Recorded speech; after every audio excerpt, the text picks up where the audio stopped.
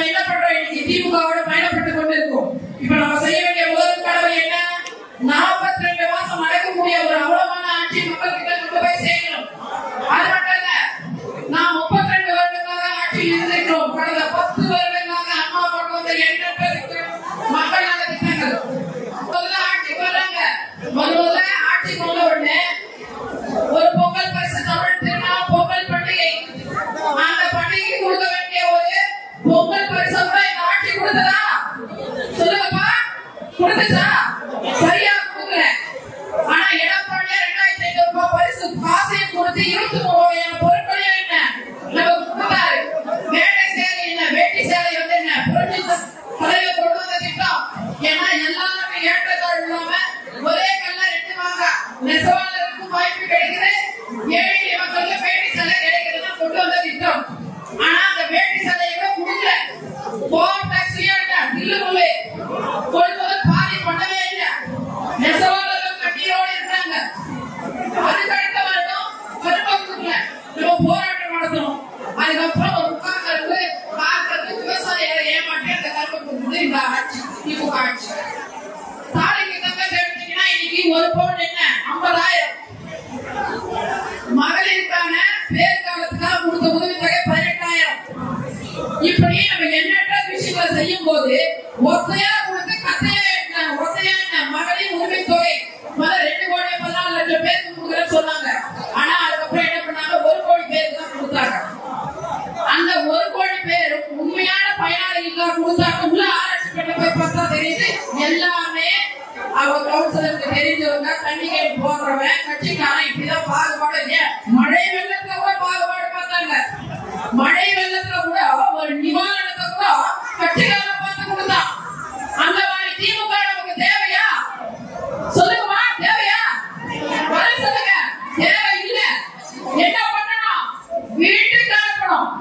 வீட்டுக்கு அனுப்பணும். அம்மா ஸ்கூட்டிங்க யாருக்கா அப்படிங்கிறதுக்கு மகளிர் உரிமை தொகையோ, ரேஷன்ல பொருட்களோ, கர்ப்பிணி பெண்களுக்கான உதவி தொகையோ கிடைச்சிருக்கா? கிடைச்சிருக்கா? என்ன பண்றாங்க ஸ்டாலின்? கோட்டை சுட்டு போட்டுக்கிட்டு ஷூட்டிங் போறாரு. கோட்டை சுட்டு போட்டுக்கிட்டு கற்பனை உலகத்தை வந்து ஒரு பொம்மை முதலமைச்சரா இருக்காரு.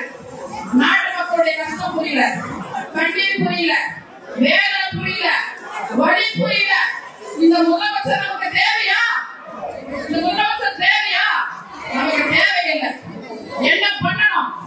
வருகின்ற தேர்தல்ல 2026ல ஓட ஓட விரட்டி அடிக்கணும். எந்த மக்களுக்கு உண்மையா இருந்துச்சு? எந்த மக்களுக்கு இந்த அரசு உண்மையா இருந்துச்சு? ஏழை எளிய மக்களுக்கு உண்மையா இருந்துச்சா? 2,14,00,000 உறுப்பினர்கள் இருக்கிற ஒரு ரேஷன் கார்டு அங்கேதான் உண்மையா இல்ல. நெசவாளருக்கும் உண்மையா இல்ல, விவசாயிக்கும் உண்மையா இல்ல, பெண்களுக்கும் உண்மையா இல்ல, முதியோருக்கும் உண்மையா இல்ல, மாணவருக்கும் உண்மையா இல்ல, தொழிலாளர் வர்க்கத்துக்கும் உண்மையா இல்ல, தொழிற்சங்கம் வச்சிருக்கிறவங்களுக்கும் உண்மையா இல்ல, பிசினஸ் பண்றவங்களுக்கும் உண்மையா இல்ல. இப்படி ஒரு ஆட்சி தேவையா? பொது தொகுதியில நிறுத்துச்சு. ஆனா ஸ்டாலினுக்கு சவால் தரேன். ஸ்டாலினால முடியுமா? ஸ்டாலினால முடியுமா? முடியாது. அதுதான் ஸ்டாலினுடைய லட்சணம். ஆனா என்ன பண்றாரு? இன்னும் அவரும் ஒரு பையனை ஷூட்டிங் மூட்ல இருக்காங்க. மக்களை போய் பார்க்கறதுல விருதுநகர் போறாரு. பட்டாசு தொழிற்சாளர் கிட்டத்தட்ட அவங்க வந்த பிறகு விபத்து விபத்து விபத்து. ஏன் சொல்ல? காலாவதியான லைசன்ஸ் என்ன புதுப்பிக்கல, ஆய்வுக்கு போல, விபத்து நடக்குது. ஆனா நம்ம எடப்பாடியார் இருக்கும் போது அதுக்கு தனியா நலவாரி அமைச்சார். ஆனா இன்னைக்கு 2 பேரும் உட்கார்ந்து ஷூட்டிங் நடத்துறாரு. இந்த மாதிரி ஒரு முதலமைச்சர் தேவையா? விவசாயிகளை பத்தி தெரியாது, பயிர் காப்பீடு தெரியாது, களை எடுக்கிறதுனா என்னன்னு தெரியாது. நம்ம தமிழ்நாட்டின் முதுகெலும்பு என்ன?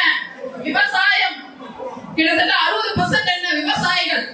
அந்த விவசாயிகளுக்கு என்ன செஞ்சார் இந்த ஸ்டாலின்? துரோகத்தை பண்ணாரு. என்ன பண்ணாரு? ஹைட்ரோ கார்பன் மீத்தேன் திட்டத்துக்கு கையெழுத்து போட்டவர் ஸ்டாலின். இன்னைக்கு நீதி கடைபிடிக்கிறார். ஆனா எடப்பாடியார் எந்த தலைவரும் தைரியமாக செய்ய முடியாத ஒரு விஷயம், பாதுகாக்கப்பட்ட வேளாண் மண்டலத்தை கொண்டு வந்தார். பாதுகாக்கப்பட்ட வேளாண் மண்டலம் கொண்டு வந்து வருகின்ற தலைமுறைக்கும் உணவு பற்றாக்குறை இருக்கக்கூடாது. அமெரிக்கா நான் வந்தா முதல் கையெழுத்து நீட்டு ரத்துனாரு. நீட்டை ரத்து பண்ணாங்களா?